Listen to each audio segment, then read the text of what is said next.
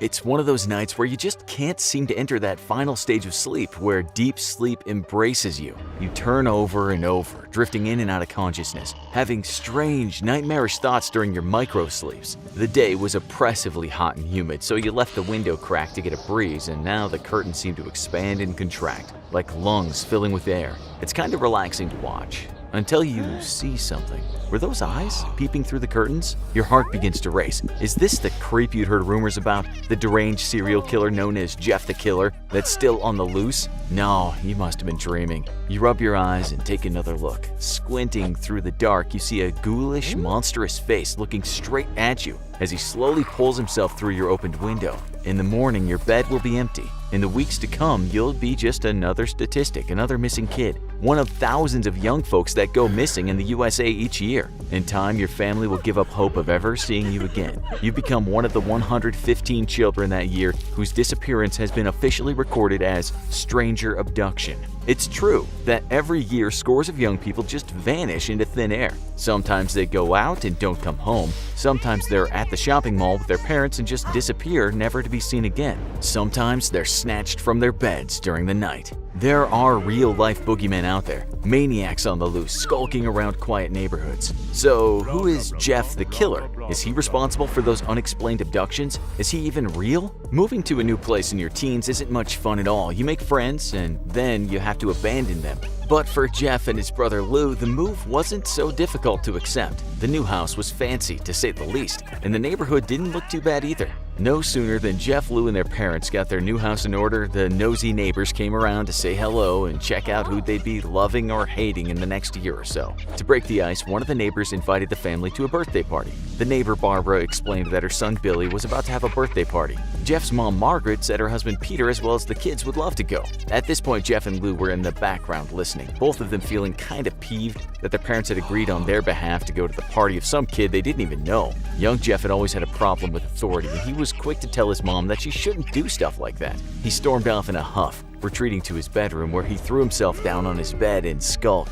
In that moment of teenage angst, he felt something really strange inside him, like his very own pair of anguish, an acute pain in his stomach. He felt hypnotized by his own anger. How dare she do that, he thought. He then came out of his enraged trance, not really knowing what had come over him. The same thing happened again the next morning as he was hastily eating a bowl of multigrain peanut butter Cheerios. There was something in his stomach, this time a grinding pain, and there was that feeling of rage again. He didn't know if he liked it or not. Maybe it was just moving stress, anxiety about going to a new school, meeting new kids. Some of them were bound to be jerks, that was for sure. He realized he was gripping his spoon so hard his knuckles were white. He was trembling with anger. But Jeff's anxieties were justified that morning at the school bus stop. Some wise-ass kid did an ollie on his skateboard right over Jeff and Lou's legs. Had he messed that up, he could have snapped one of their legs like a twig. Jeff didn't know it then, but this was the beginning of an end. The skateboarder was soon joined by two other kids, and in true Stephen King fashion, there was one cool kid, the skateboarder, whose name was Randy, a nerdy-looking kid named Keith, and an obese kid whose name was Troy. These kids would become Jeff's mortal enemies, his bêtes noires. In literal French, that means black beasts. "Well, look what's been dragged into the neighborhood," said Randy. "Couple of new freaks to kick around for a while." The fat kid guffawed, and the skinny-looking nerdy kid just stood there motionless. Randy explained to Jeff and Lou that as new kids on the block, there was a tax to pay, calling it a bus fare, and intimidatingly, he got right up in Lou's face. Lou stood his ground, pushing Randy back, but in a moment of outlandish anger, the fat kid whipped out a knife. Randy turned to his two bootlicker friends and said, "Well, looks like these two kids are gonna have to learn the hard way." The fat kid wielded the knife right in front of Lou's face and proceeded to rifle through Lou's pockets. He then passed a wallet to Randy. All the time, Lou was thinking how inconceivable it was for three kids in a wealthy and quiet suburban American neighborhood to mug him and his brother on their way to school. Jeff just sat there, boiling, raging, on the verge of exploding. That devilish feeling again filled his guts. He felt possessed with anger, and he finally stood up and growled at Randy. "You give that wallet back to my bro, or I'll knock the teeth right out of your friggin' head." Jeff was seething, and before Randy could respond physically or come up with a smart retort, he punched Randy square in the nose, shattering it like porcelain. Lou hadn't seen Jeff do that before, but he was even more surprised when his younger brother grabbed Randy's finger and snapped it. Jeff took Randy's knife, but soon skinny Keith and portly Troy were on his back. Lightweight Keith took a stabbing for the team and went down like a sack of bricks. Jeff pushed Troy off him and hit him so hard in the stomach that Troy threw up as he crawled on the floor. The scene was a massacre. Lou had never seen anything like that before from his brother. Man, bro, what the hell's gotten into you? The two ran to school rather than get the bus. Jeff looked behind and he could see people on the street attending to the wounded kids. Did he feel remorse that day as he sat in his class, listening to a teacher talk about verb conjugation? No, he felt the opposite. He felt alive. He felt the violence in his very marrow. He loved violence. This was a new discovery for him.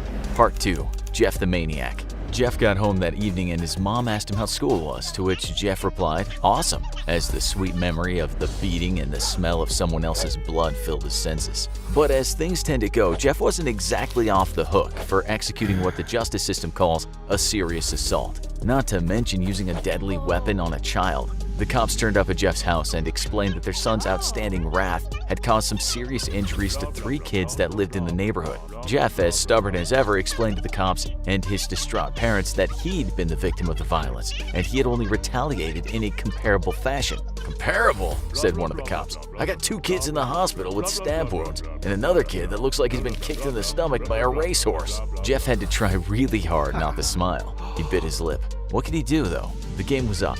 There were witnesses. There was forensic evidence. "Okay," Jeff said, "it was me, but I was only sticking up for my bro. Those guys pulled out the knife first. I just finished it."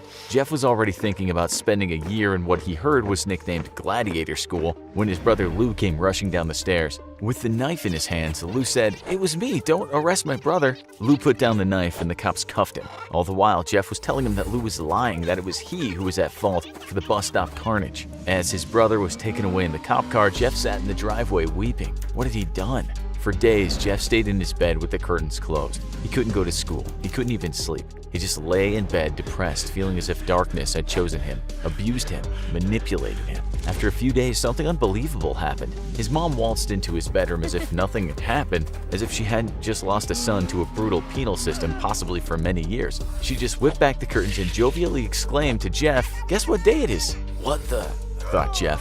"Has this woman lost her mind?" "It's party day," said his mom. "You remember, before all that nonsense with the knives, we were invited to Billy's birthday bash." Jeff was rather displeased with his mom's patent lack of empathy. "Come on, Jeff," she said. "So your brother's gone for a while. Don't let that spoil an otherwise beautiful sunny day. You'll always be my beautiful son. Let's go have some fun." For some reason, Jeff didn't like being called beautiful. He noticed she'd really gone overboard with her clothes. She was dressed to impress, and this bugged him even more. When the family arrived at Barbara's house, Jeff noticed that all the adults were wearing fancy clothes. All of them. It seemed they were trying to impress each other. Some of them were noticeably drunk already, talking loudly about their many accomplishments and the wonderful, talented children they'd brought into the world. "Go on in the yard and play with the other kids," Jeff's mom said. This would prove to be foolhardy, given Jeff's track record so far with kids in the neighborhood. And then it happened, just as Jeff was starting to get along with the children. Randy, Keith, and Troy appeared, still looking a bit beaten up, but no doubt ready for another round with the new kid. Randy said, "You didn't think this was done, did you? It ain't done by a long way." Again, Jeff was reminded of countless teenage movies he'd seen.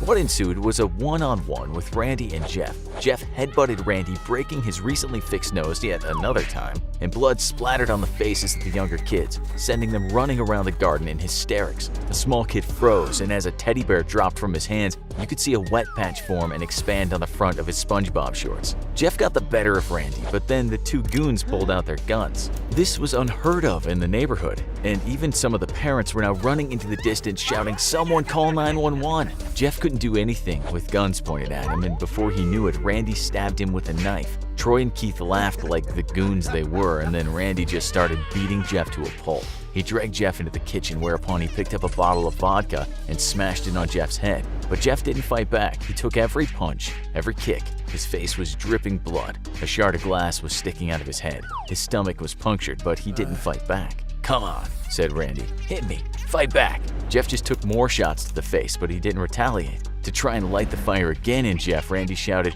"Your bro's some dude's girl right now, and that's all because of me. Fight me." Part 3.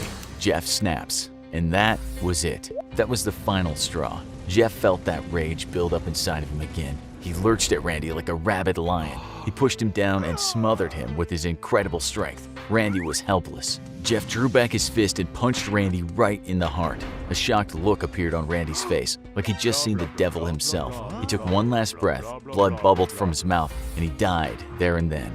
The parents there still couldn't believe what they'd witnessed. There were children that had become feral, animalistic, bestial. Keith and Troy now turned their guns on Jeff. They fired and missed. Jeff ran up the stairs past the parents, now in a state of shock, their faces whiter than the new ceramic tiles on the kitchen floor. Now out of bullets, Troy and Keith pulled knives out on Jeff, but soon Jeff had his own weapon, a towel rack. He cracked Troy's balloon-sized head with the rack, knocking him clean out. Skinny Keith realized he was probably now out of his depth, but it was too late. There was nowhere to run. They were both in the bathroom fighting, and suddenly they hit a shelf and a bottle of bleach fell on them. Inexplicably, the bleach was open and the boys were both covered in the stuff. Keith screamed as the bleach burned his face, and that's when Jeff caved Keith's wiry face in with his handy towel rack. As Keith lay on the floor, not far from death, he smiled. "Funny, huh?" said Jeff, somewhat nonplussed, even though he was no stranger to strangeness. "Look at you," mumbled Keith through bloody, broken teeth. "You've been doused in bleach and vodka." Keith's last effort to beat that new kid was to throw a cigarette lighter at Jeff. Jeff burst into flames, and screaming, he ran downstairs and through the house. He was a ball of flames, a human inferno. Parents stood back in horror. Jeff collapsed, and that's the last thing he remembered about that day. Part 4. Jeff the Killer. The next thing Jeff knew, he was lying in a hospital bed and he couldn't move. Almost his entire body was covered with bandages. Suddenly he heard, "He's awake." It was that familiar voice of his overbearing mother, but this time he was pleased she was by his side. "Jeff," she said, "Lou is out. Witnesses told the police that Randy had first produced the knife. Your brother's free. We're going home, a family again." Jeff felt a twinge of relief, but it was hard to be happy when his body was covered in 3rd, 2nd, and 1st-degree burns. He tried to smile, and then he realized that he had no lips to smile with. His mother saw her son's pain. "Good news, though, Jeff. Every cloud has a silver—" She didn't finish her sentence, this time being self-aware enough not to be chirpy in a horrible situation. Sometime later, both Jeff's parents were there when his final bandage had to be pulled off. "This is gonna hurt a bit," the doctor told Jeff, as those final bandages unfurled from Jeff's face. He was taken aback by the sheer horror painted on his parents' faces. They were trying to suppress their disgust, but something hardwired into their brains wouldn't allow them to hide their terror. Jeff asked for a mirror. The doctor told him, "Just start with one part of your face and then move to another part. This might come as a shock to you, but you'll soon get used to it."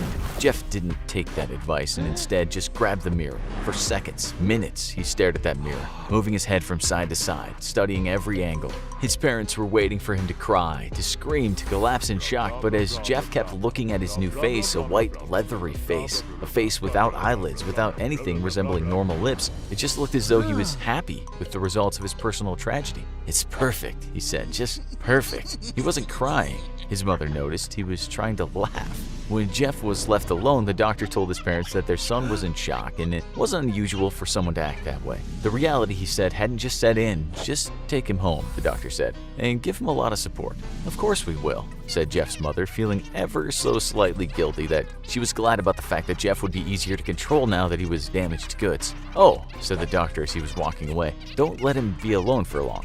Later that night, while the family was sleeping, Jeff's mom was awoken by a strange sound coming from the bathroom. When she entered that bathroom, she couldn't believe what she was seeing. Jeff was carving a smile into his face with a knife. He'd also cut off what remained of his eyelids. "How do I look, Ma?" Jeff said earnestly. She couldn't even speak.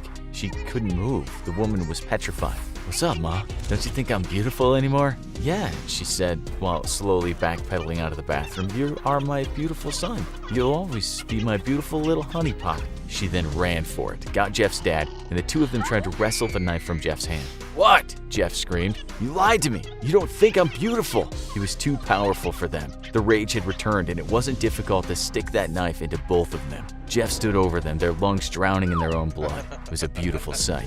He was Jeff the Killer. That's what he'd always been, a killer. He had one last stop before he left the house and fulfilled his own prophecy. Jeff walked into Lou's room. Standing at the side of Lou's bed, he put his scarred, leathery hand over his brother's mouth. Lou suddenly looked at Jeff with wide open eyes as his dear brother sunk a knife deep into his stomach. "Shh," said Jeff. "Just go to sleep." Part 5. Jeff the Thriller. We weren't kidding at the start when we said that in the US, scores of young people are abducted by strangers. But did Jeff the Killer ever actually exist? We think most of you already know that this is fiction, but what really gives it away? If you go back from the start of the original Jeff the Killer story, there's always a part that says, excerpt from a local newspaper, ominous unknown killer is still at large. After weeks of unexplained murders, the ominous unknown killer is still on the rise. After little evidence has been found, a young boy states that he survived one of the killer's attacks and bravely tells his story. Okay, so first of all, the headline of that story, ominous unknown killer is still at large, would never be a headline in any newspaper anywhere. Trust us. We have former journalists and editors on our team of writers. The writer of Jeff the Killer seems to have found that adjective ominous and then gone and used it wherever he can. Secondly, the first paragraph is badly written. Listen to this. There, in the little ray of light illuminating from between my curtains were a pair of two eyes. These weren't regular eyes, they were dark, ominous eyes. Ominous again. But the grammar also isn't corrected in the first sentence. As for a pair of two eyes, that's called a tautology, and no news editor on earth would allow that to go to print. So we know at the very beginning that this tale is not true. If the point was to make it sound believable, the Jeff the Killer writer messed up right at the start. As for a young boy attacking other young boys and going on a murder spree, well, there just haven't been any murder sprees of this kind since the story was first published in 2011. So what about Jeff's amazing heart-stopping strength? Well, let's just take a giant leap and say Jeff was possessed and had superhuman strength for a 13-year-old kid. So there is something called commotio cordis, which can happen to a person when they're struck in the heart region of their chest at just the right time. And yes, it can kill.